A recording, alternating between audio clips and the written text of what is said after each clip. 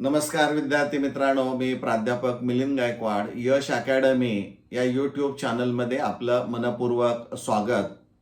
विद्यार्थी मित्रांनो, 18 फेब्रुवारी 2026 रोजी सकाळी 11 ते 2 या वेळेमध्ये केमिस्ट्री या विषयाचा बोर्डाचा पेपर होणार आहे, आपल्याला माहीत आहे. आणि या पेपरमध्ये साधारणपणे जे प्रश्न येऊ शकतील या प्रश्नांची मांडणी मी नमुना प्रश्नपत्रिकेमध्ये केलेली आहे.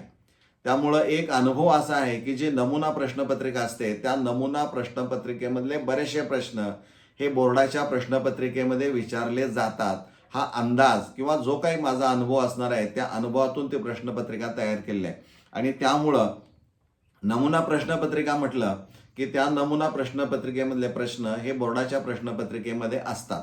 त्यातला थोडासा वाक्यरचना, शब्दांची मांडणी थोडी वेगळी असू शकेल, परंतु त्याचा जो अर्थ असणार आहे किंवा जो कन्सेप्ट असणार आहे, ज्या कन्सेप्टच्या आधारे ते प्रश्न तयार केलेले असणार आहेत, हे निश्चित त्याच पद्धतीचे असणार आहेत. यामध्ये कोणतीही शंका असणार नाही. आपणाला जे मार्गदर्शन करणारे शाळेतले शिक्षक असतील किंवा बाहेर जिथं तुम्ही मार्गदर्शन घेता तिथले सतत तुम्हाला सांगत असतील की सराव करा, ही नमुना प्रश्नपत्रिका सोडवा, हे करा, ते करा, आणि त्यातून सराव झाल्यानंतर तुमची बोर्डाच्या परीक्षेची चांगली तयारी होते.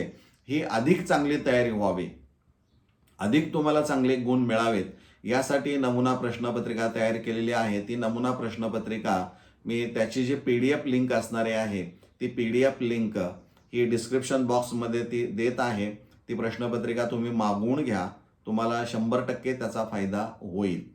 कारण जे काही 16 चॅप्टर्स असणार आहेत त्या प्रत्येक चॅप्टर्समध्ये नेमके कोणते प्रश्न येऊ शकतात, कोणत्या पार्टवर, कोणत्या टॉपिकवर प्रश्न विचारले जाऊ शकतात आणि कशा पद्धतीचे असणार आहेत. मग ते MCQ असतील, व्हेरी शॉर्ट आन्सर असतील किंवा शॉर्ट आन्सर टाईप 1 असेल, 2 असेल, 2 किंवा 3 मार्काचा असेल, आणि लॉंग आन्सर आपण म्हणूया सेक्शन D मध्ये 4 मार्काचा.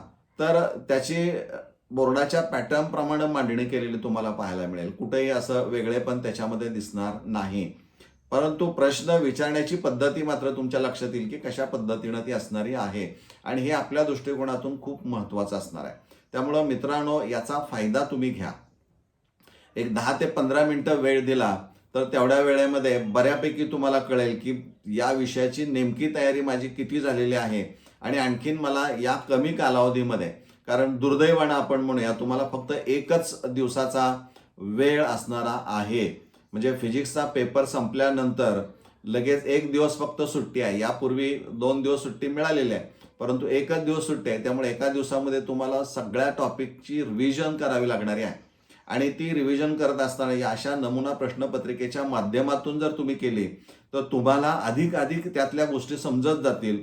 आणि कुठं आपल्याला कळत नाही, मग आपण नेमकं काय केलं पाहिजे, या भागाकडे आपलं दुर्लक्ष झालेलं आहे का, हे कमी कालावधीमध्ये तुम्हाला समजू शकेल. त्यामुळं नमुना प्रश्नपत्रिकेचा बेनिफिट घ्यायचा असेल तर तुम्हाला या पद्धतीनं घ्यावा लागेल, आणि तो घेतला तर तुमचाच फायदा त्याच्यामध्ये असणारा आहे. आणखीन एक गोष्ट महत्त्वाची आहे की ज्या दिवशी फिजिक्सचा पेपर संपलेला असेल, म्हणजे 2 वाजता 2:30च्या दरम्यान तुम्हाला आणखीन एक वेगळी नमुना प्रश्नपत्रिका तुमच्यासाठी या यूट्यूब चॅनलवर मी उपलब्ध करणार आहे. ती देखील PDF फॉर्ममध्ये देईन. ती देखील मागवून घ्या आणि ती देखील नजरेखालून घाला.